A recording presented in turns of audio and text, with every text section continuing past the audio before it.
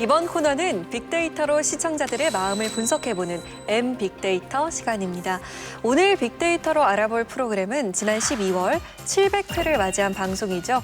MBC 대표 예능 프로그램 라디오스타인데요.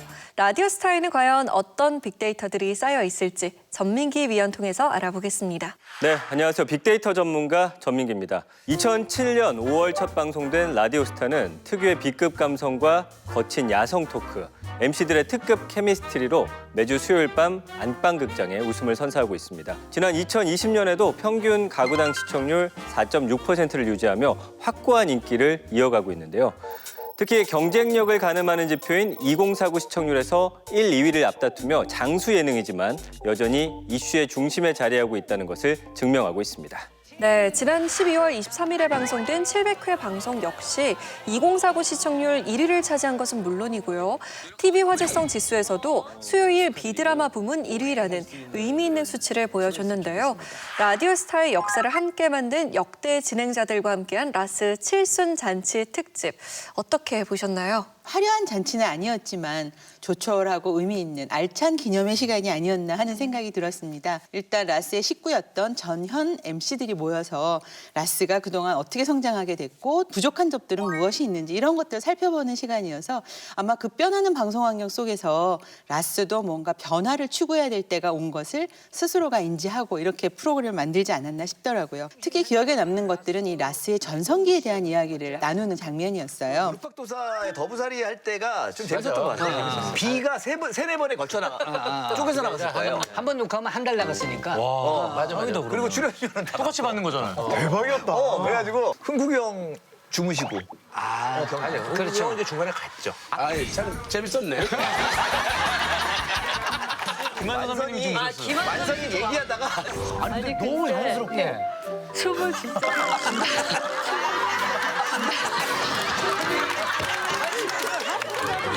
그때가 근데 재밌었던 것 같아요. 왜냐하면 좀 더 가장으로서 막 좀 벌어야 된다는 생각도 컸었고 브라도 그렇고 형도 그렇고 우리가 한 덤빌 때예요, 이 방송에. 그러니까 그리고 이 라스를 유지하려고 마음과는 다르게 좀 짓궂은 질문도 많이 하고 했던 것 같아. 그런 절실함이 어느 순간 10년 넘어가니까 사실은 좀 안정감?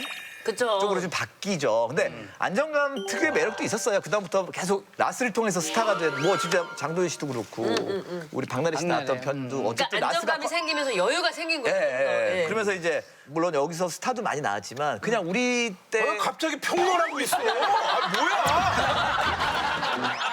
그 절실함이 라스의 전성기를 만든 것 같다라고 얘기할 때는 공감할 수 있는 부분이 좀 있었고요. 다만 저는 좀 아쉬웠던 것이 신정환 씨에 대한 언급을 하는 부분이었어요. 예를 들면 이제 규현 씨가 신정환 씨 후임으로 들어와서 항상 비교당하는 것들이 부담스러웠다는 얘기를 하면서 SC라고 얘기를 합니다.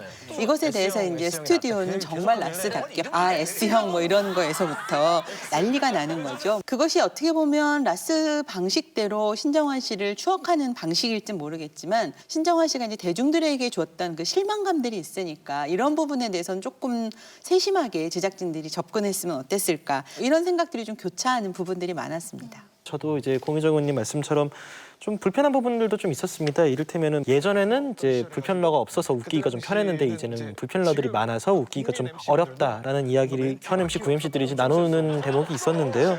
이 부분은 좀 못내 아쉬운 부분이긴 해요. 이게 프로그램이 14년간 흘러오면서 여러 가지 주변의 환경의 변화 때문에 사실은 생긴 변화들을 단순히 불편러가 있었느냐 없었느냐로 좀 너무 축소를 시켜버리고 약간 책임을 좀 돌리는 것 같은 이야기여서 김구라 씨가 뭐 그런 목소리들이 있었기 때문에 우리도 프로그램도 더 발전할 수 있었다. 뭐 프로그램의 위치가 변했다 이런 말들로 수습을 잘 하긴 했지만 이게 700회 특집에서 나오기엔 좀 아니란 발언이었다는 생각은 들었습니다. 근데 그런 아쉬움에도 불구하고 저는 굉장히 만족스럽게 봤던 회차이긴 해요. 오랜만에 라디오스타의 역사를 함께했던 윤종신 씨가 앉아서 제4의 MC 역할을 해주신 게 아닌가. 지난 1년간 정도에 비해서는 이야기의 티키타카도 훨씬 더 부드럽게 흘러갔고 그래서 보는 내내 그래 우리가 알고 있었고 우리가 좀 그리워했던 라스의 호흡은 이런 거였지라는 거를 오랜만에 흡족하게 즐길 수 있었던 회차였습니다.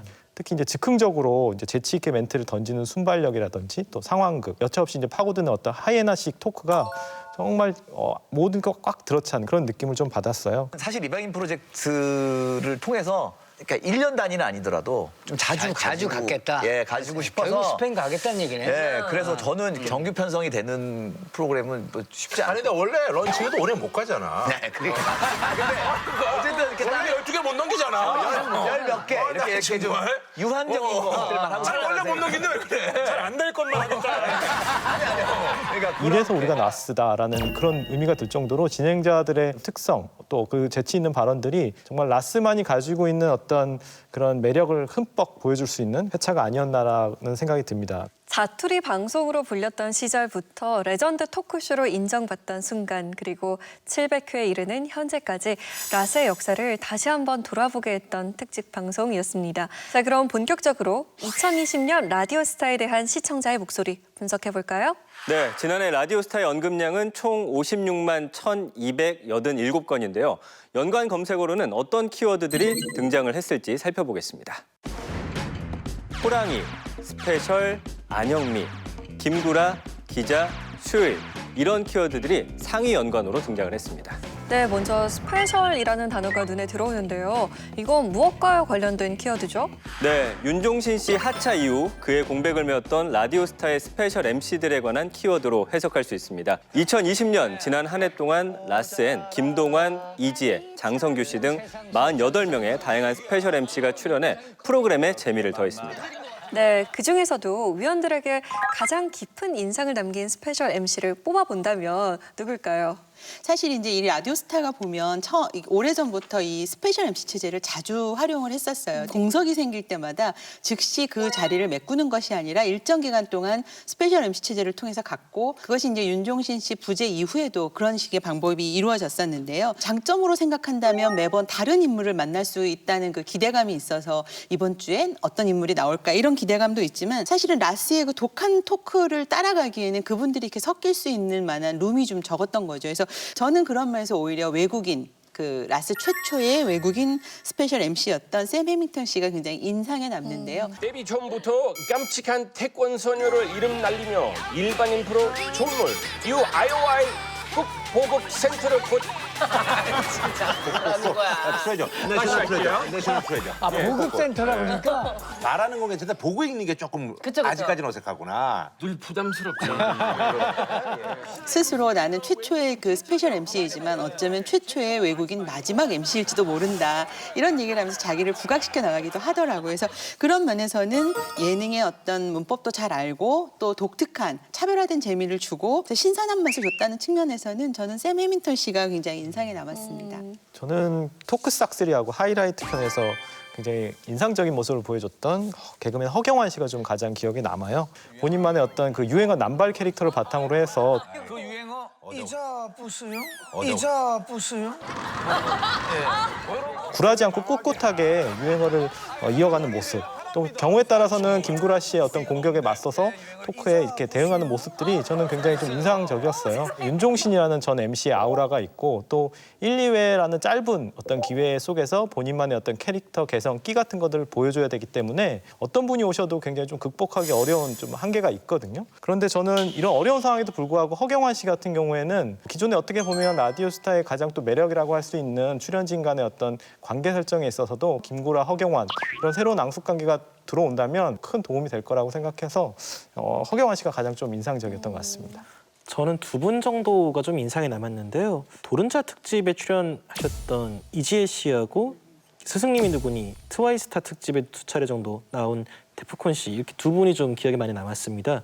이지혜 씨는 물론 이날 회차에서 출연했던 게스트 중에 이제 탁재훈 씨는 이제 기존에 잘 알고 친하게 지냈던 사람이라서 조금 더 물 흐르듯이 이야기가 흘러간 부분도 있었겠지만, 조심스럽게 이제 아버지가 부자시잖아요. 돈백이 없잖아요. 그러면 이렇게 됐더니 아버지가 그래도 그래도 한 100만 원 써라 이렇게 주기는 줘요. 에이, 저는 아버지한테 그렇게. 그걸 감안하더라도 스페셜 MC로서 적절히 치고 빠지는 호흡이 굉장히 일품이었어서 모르는 사람이 봤으면 원래 그 자리에 앉아있던 사람처럼 보일 만큼 이제 잘 녹아들었다라는 면에서 기억이 좀 많이 남았고요. 데프콘 씨는 뭐 우리가 다 아는 것처럼 다년간의 아이돌 프로그램 진행 경력을 통해서 아이돌 게스트가 출연했을 때 굉장히 자연스럽게 좀 진행을 이끌어갈 수 있는 MC라는 생각이 들거든요. 이제 라디오스타 MC진들이 새로 데뷔하는 아이돌들이 나오면은 늘 알고 있는 그 반응 있잖아요. 아, 뭐 난 누군지 몰라. 뭐 그게 신곡이야? 뭐 약간 이런 반응들이 있는데 그거를 중화시켜주면서 자연스럽게 이야기를 좀 더 편안하게 이끌어내고 이제 진행시킬 수 있는 장점이 있는 MC여서 윤종신 씨 자리를 채울 만한 대안 중에 굉장히 유력한 대안이라고도 생각이 좀 들었습니다. 자, 올해는 또 어떤 스페셜 MC가 등장해서 새로운 진행자 조합을 보여줄지 기대해 보겠습니다. 다음 키워드 볼까요? 호랑이가 눈에 띄는데요. 호랑이랑 라디오스타랑 대체 무슨 관계가 있는 걸까요? 네, 호랑이는 지난 6월 24일에 방송된 사랑에 빠진 게 죄는 아니잖아 특집 관련 키워드로 해석할 수 있습니다. 이날 방송에서는 세븐틴 멤버 호시가 게스트로 출연해 남다른 호랑이 사랑부터 유일무이한 호랑이 개인기까지 선보이며 화제가 됐었는데요. 호랑이 개인기는 제가 본 적이 없습니다. 나도 단 한 번도 본 적이 없어. 제가 녹음할 때 뭐 이런 랩 들어가기 전에 뭐 시그니처 사운드 같은 거. 아, 표 소리만 하는 거죠? 네. 뭐 이런 거. 이거. 그래. 약간 들으면 뭐 개나. 그렇죠. 그렇게 있어요.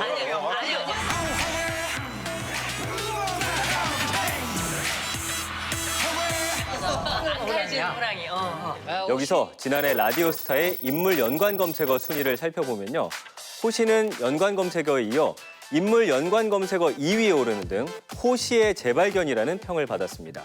이처럼 라디오스타는 매회 예상치 못한 섭외와 토크 주제로 스타들의 숨겨져 있던 매력들을 발산할 수 있는 장을 만들어 왔죠. 2020년 하반기 게스트들의 활약을 통해 높은 언급량을 보였던 탑3 회차를 살펴보면요. 3위는 이적, 폴킴, 키, 정인 씨가 출연한 가수라 다행이다 특집이 언급량 2,973건을 기록했고요. 박미선, 바다, 헨리, 제제 씨가 출연한 랜선 친구들 특집이 언급량 13,949건으로 2위를 차지했습니다. 라디오스타에서 언급량이 가장 많았던 회차는 걸그룹 트와이스가 출연한 트와이스타 특집으로 언급량 15,691건으로 1위를 기록했습니다. 네, 라디오스타는 발빠른 섭외뿐만 아니라 아주 독특한 특집명으로도 유명하죠. 사랑에 빠진 게 죄는 아니잖아. 누가 힙한 소리를 내었는가. 야, 너도 할 수 있어 등 매회 기발한 주제로 토크를 이끌어가면서 이목을 집중시켜 왔는데요. 지난해 선보인 다양한 토크 가운데 가장 기억에 남는 에피소드는 어떤 거였을까요? 저는 이 순위에도 나와 있지만 그 이적 씨, 폴킴 씨, 정인 씨, 키 씨가 출연했던 가수라 다행이다 특집이 굉장히 좀 기억에 남았어요. 오랜만에 이렇게 좀 가수라는 공통점을 좀 묶어서 이야기를 끌어낼 수 있는 특집이어서 게스트들 사이의 공감대 형성이나 대화의 핑퐁이 굉장히 자연스러워서 좀 보기가 원활했던 회차로 기억이 되고요. 또 이날 방송에서 정인 씨가 아이들에게 불러주려고 본인이 직접 만든 이제 자장가를 스튜디오에서 불러주다가 그걸 듣고 계시던 이제 MC 안영미 씨가 약간 잠시 개인적인 아픔을 좀 떠올리고 눈물을 보이셨던 순간이 있는데 무서운 호랑이가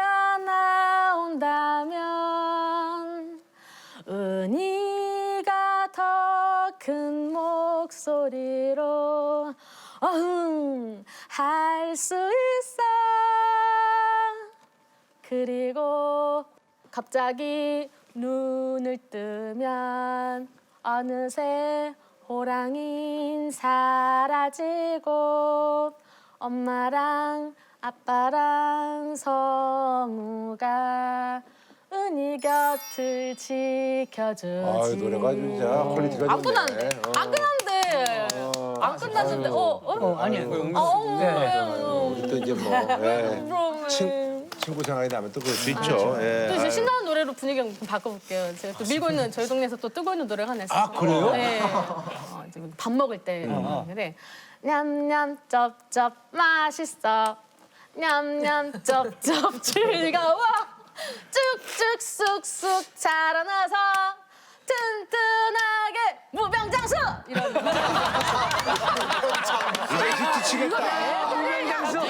이야기를 하다 보면 눈물을 흘릴 수도 있지. 자, 뭐 눈물 닦고 계속 얘기합시다라는 식으로 이야기를 토크를 꾸준히 이어갈 수 있는 게 14년 된 프로그램의 좀 구력이구나 확인할 수 있는 회차였어서 저는 이 회차가 굉장히 기억에 많이 남았습니다.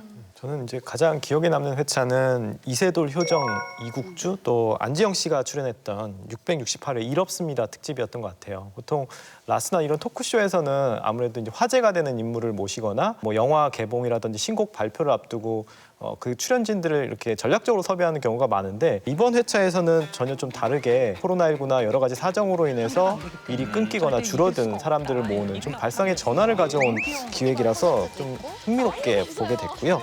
그리고 이제 안지영 씨가 레드벨벳의 사이코를 어쿠스틱 버전으로 선보였는데 이 부분도 이제 방송 이후에 온라인에서 굉장히 많이 조회수를 올리면서 회자가 되기도 했거든요. 그래서 라디오스타에서 이제 음악이라는 부분도 빼놓을 수 없는 부분이라서 굉장히 좀 의미 있는 회차가 아니었나라는 생각이 듭니다. 유 의원님 말씀하신 대로 간혹가다 이제 전략적인 섭외를 하잖아요.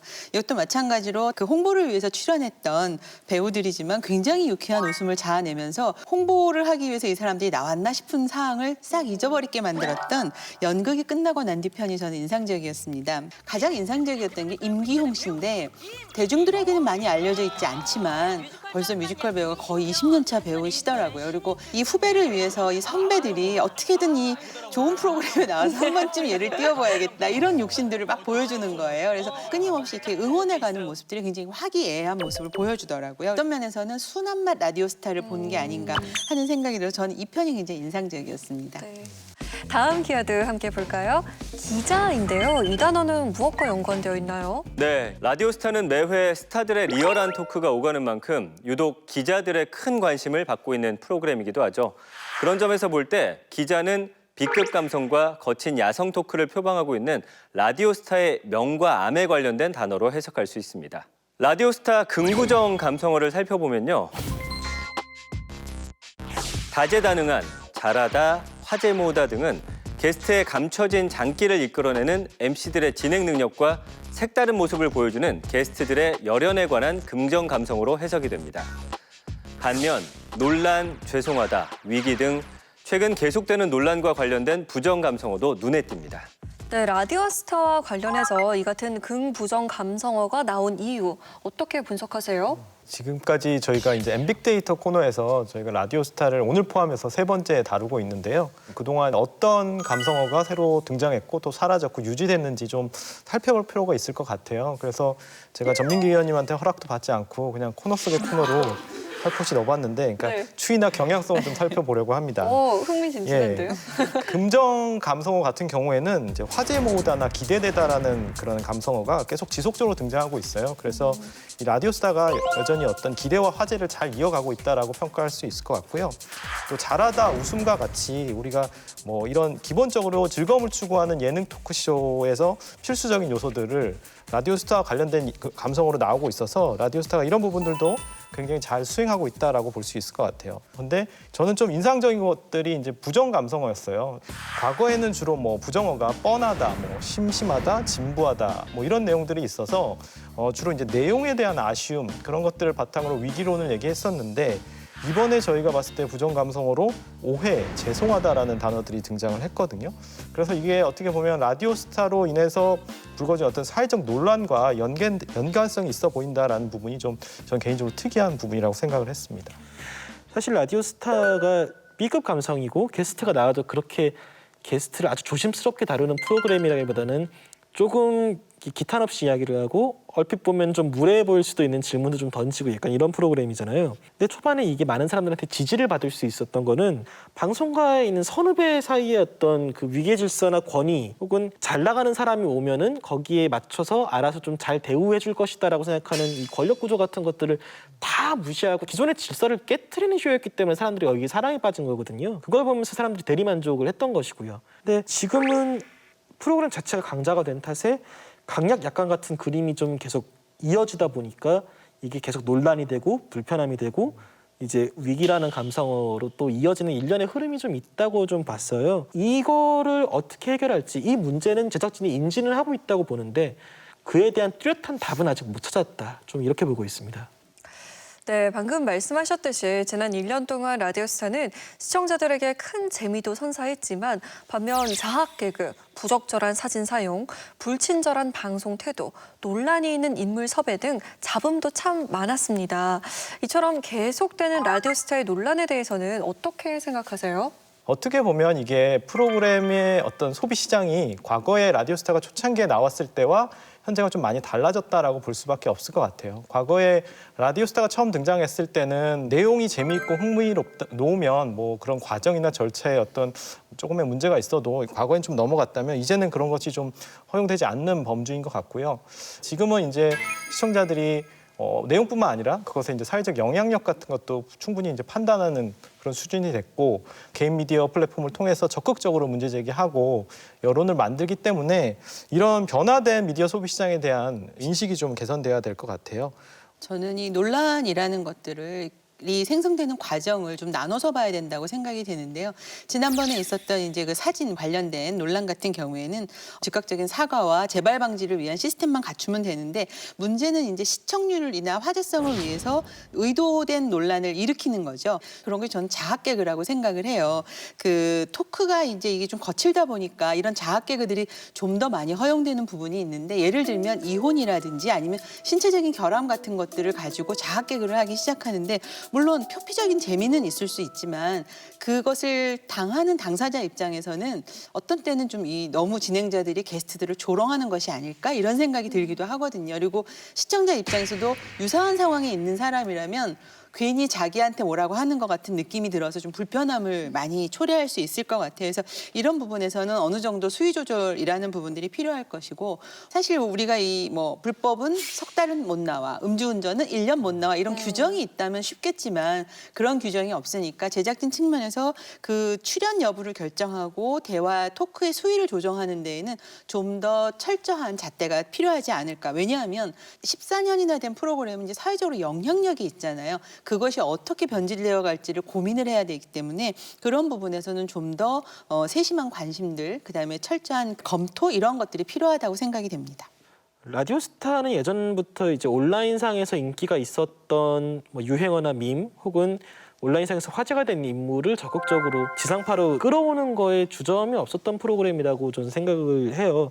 이런 식의 어떤 온라인상에서 화제가 되는 인물이나 어떤 밈 같은 거를 끌어오는 거는 늘어나면 늘어났지 줄어들지는 않을 겁니다. 이건 어쩔 수 없는 흐름이라고 생각을 해요. 근데 그럴수록 이 사람이 어떤 맥락에서 유명해진 것인가, 이 사람을 지상파로 모셔왔을 때 추후에 문제가 될 일이 없는가, 혹은 이 이미지는 어떤 맥락에서 만들어진 이미지이고 어떤 맥락으로 사용할 수 있는 것인가 검증하는 과정을 더 거치는 수밖에 없다. 이거는 피해갈 수 없는 일이라는 생각이 좀 듭니다. 그래서 이거는 꼭 라스에만 국한된 이야기가 아니라 앞으로의 예능을 만드는 제작진이라면 좀 이런 부분은 신경을 더 많이 써야 불필요한 논란을 피할 수 있을 거라고 생각합니다. 그렇다면 라디오스타 본연의 색을 잘 지켜내기 위해서 보완해야 할 점은 무엇이라고 보시나요? 저는 일단 이 정체성을 좀 과감하게 한번 재정립을 해야 되지 않을까. 왜냐하면 이제는 뭐 OTT 플랫폼들도 많아지고 그 안에 엄청나게 다른 색깔을 갖고 있는 프로그램들이 많아졌기 때문에 그런 면에서는 자신의 정체성을 한번 되돌아봐야 된다고 생각을 합니다. 그래서 그러기 위해서 저는 가장 큰 것이 MC 체제를 좀 정립을 해야 되지 않을까. 왜냐하면 그동안 우리가 라디오스타를 볼 때 이 4명의 MC들이 갖고 있는 묘한 그 부조화 속의 조화들을 굉장히 즐겼거든요. 하지만 지금은 이제 스페셜 MC 체제가 딱 되면서 사실은 이 3인과 스페셜 MC가 섞이기에는 편차가 너무 큰 거죠. 어느 회에는 잘 맞고 어느 회에는 영 겉도는 경우가 있어서 이제는 윤종신 씨가 700회에서 나는 복귀를 하지 않는다라는 얘기를 선언을 했으니까 더 이상 윤종신 씨를 쳐다보지 말고 그 자리에 맞는 MC를 가거나 아니면 차라리 3인 체제로 가거나 해서 뭔가 이 MC 시스템을 좀 안정시켰으면 좋겠고요.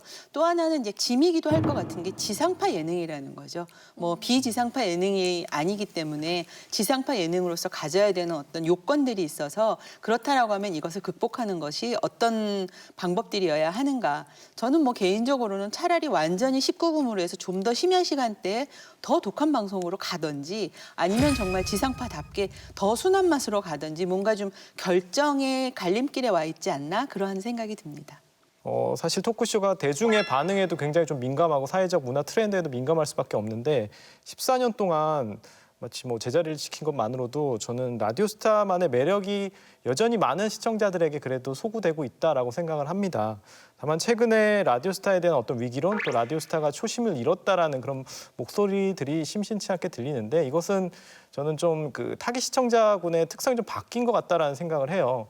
라디오스타가 타깃 시청자군이 뭐 2049 세대라고 하면 라디오스타 처음에 등장했을 때 뭐 10대 이하였던 친구들도 있을 것이고 지금 40대 같은 경우에는 라디오스타 처음 나왔을 때 20대였단 말이죠.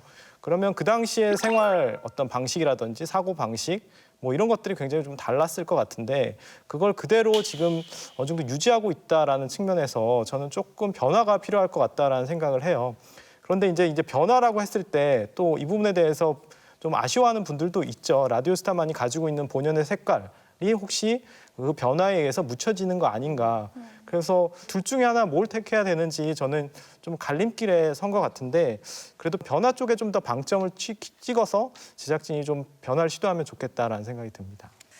네, 앞서 나온 의견을 귀 기울여서 라디오스타가 2021년에도 끊임없이 발전해 나가는 MBC 대표 예능 프로그램으로 쭉 성장해 나가길 바랍니다.